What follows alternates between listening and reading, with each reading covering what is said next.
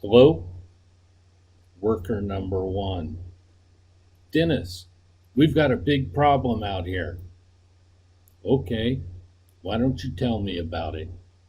Well, we tried to get the truck and trailer to the top of the hill and we wore all the tread off the tires. Why were you trying to get to the top of the hill? Didn't we discuss stopping at the bottom and using the skid steer with forks to transport the material to the top of the hill? Well, yeah, but we thought we could make it. Can you make it back to town? No, one of the tires is flat. Okay, well, you have a spare, right? Yeah. If you put the spare on, can you make it to town? Well, the other one doesn't have any tread left. Is there any steel cord showing through? Well, a little bit. Okay. Will it make it to town? Yeah, maybe if we go slow. Okay, great. Put the spare on and drive it to town and we'll get some new tires. 20 minutes later, worker 2 called. Dennis, this GD jack ain't worth a D. You guys should have floor jacks in these D trucks. Okay. Well, you have a skid steer with forks out there, right? Can you lift the truck with the skid steer and get the spare on? Yeah, I can lift the GD truck with the effing skid steer. You want me to lift the effing truck with the skid steer? I'll lift the effing truck with the skid steer. I'll probably F the GD truck up, too. Is that what you want me to do? Well, we don't want to make the situation worse than it already is, do we? How about if I send someone out to get you and I'll go fix the truck? Fine. Now, they had no business trying to drag a heavy 20-foot trailer with 8,000 pounds of material on it up this hill. And there was no place to park up there if they did get it up there. The next day, I took my logistics manager, a female, with me to recover the truck because she was the only guy I felt I could count on to help me fix it without crying. I put the skid steer under the receiver hitch, lifted the whole rear of the truck off the ground, had both wheels off in about 15 minutes. Took them to town, got new tires, returned, and had them back on in about another 15 minutes. For a short time, I worked as a corrections officer at a maximum security prison for the criminally insane. Now, if you don't think that was a wild ride, you'd be wrong.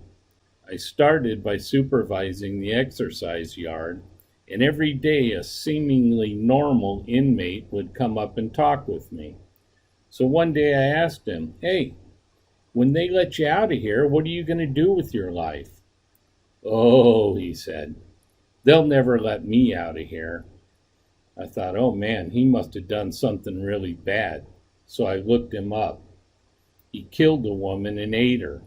But at this prison, they taught me that whenever the inmates got agitated and loud, that I should talk slow and calm and bring them down a notch. As an electrical foreman, you're going to see all kinds of interesting problems your workers create. So you'd better get yourself a hard hat with a chin strap like this guy.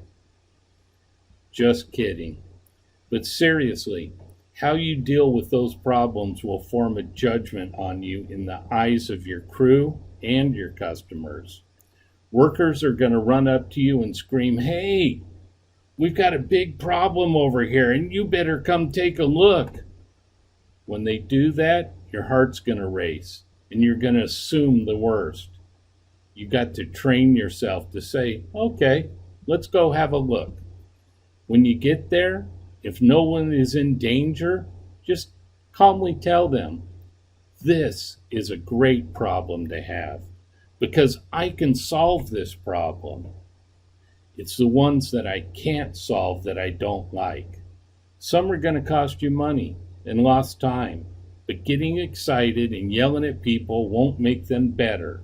So stay calm, try to lower everyone else's excitement level. Over time, you'll get used to dealing with wild shit every day, and pretty soon nothing will surprise you. Being calm shows experience and maturity, particularly when you're dealing with senior level people in your company. Several years ago, I was hired to oversee several large-scale solar sites for a local utility company. We were having some issues at one site, and it was serious enough to attract the attention of my boss's boss. So he and my boss came out to take a look. We all piled in the big boss's truck and headed out. When we were done, the big boss turned to me and asked what I thought. I said, "It's a problem, but we'll get ahead of it and move on." He looked at my boss and said, "You know, Bill, I think this whole place could blow up and catch on fire right now, and Dennis would just look over and calmly say, 'You know, guys, maybe we should start heading towards the exit.'" That's when I knew I'd made it. Be calm, my brother, and electrify.